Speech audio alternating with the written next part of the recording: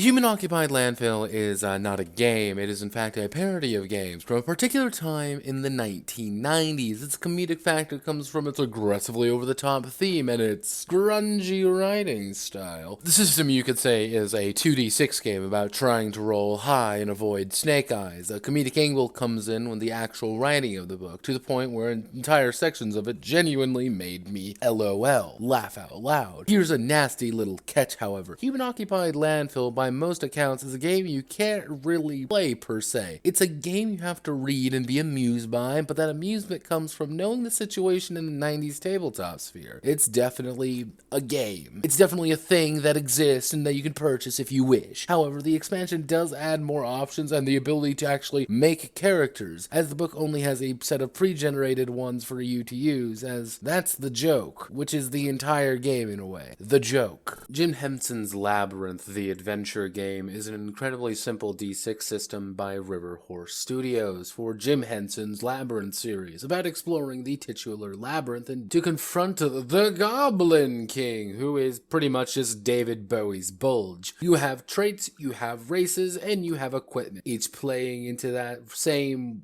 1d6 system. This is not a game for you, which I mean anyone who games a bit and knows what games are like. It is far too simple for that at its core, but the book uses its system to tell its story. But the main meat of the book is the labyrinth adventure itself, which is a massive endeavor of crossing paths, story beats, and exploration of the labyrinth. Honestly, I can't really say anything else about the game. It's a game written for people who probably have never played a tabletop role-playing game before, nor plan to, but who just really like Labyrinth. Its systems aren't about trying to do anything else, and you could probably use another system entirely to go through the adventure proper. Yeah, that's it. Do you like Labyrinth? Then you'll like Labyrinth, the adventure game. But if you want anything deeper, you then effectively create your own fan fiction, you're not going to get it. Witch Girl Adventures comes from us from Channel N, who has ties to Belamaga, but appears at first as a child-friendly game about witch girls doing witch things. Pretty simple, right? Well, the game uses a dice ladder system with a simple set of skills with some odd ones sticking out, but generally speaking, the game is pretty mundane. Skills are split between normal and magical, which do exactly as you think, but the only odd bits in the skill have a bad tendency of augmenting your attribute, other skills, and other effects while using it, such as the urchin skill, granting you a +1 to your hide skill, which is pretty much 2 skills for 1, which is weird. Magical skills are what you'd think. However, similar to Belamaga, the magic skill have casting, which is an essential skill you must pick up and always pick it up. If you don't, you are dumb, which is odd due to, again, its raw importance. Talents allow the characters to differentiate themselves a bit as well, granting minor bonuses for things such as being, quote, a Mary Sue, and other things. Very simple, very family friendly. When you get into the magical backgrounds is when characters tend to get a little bit strange, as they're all fun and unique. The magic system is based off the magic type rank system, or MTR, which forces you to spend zap points up to a maximum of the MTR used. However, the catch is simple. You're pretty much allowed to customize all your spells whenever you feel like. It's effectively completely open, but fits with the theme of these young girls learning about magic. So this game sounds great for kids, right? Simple system, easy to understand,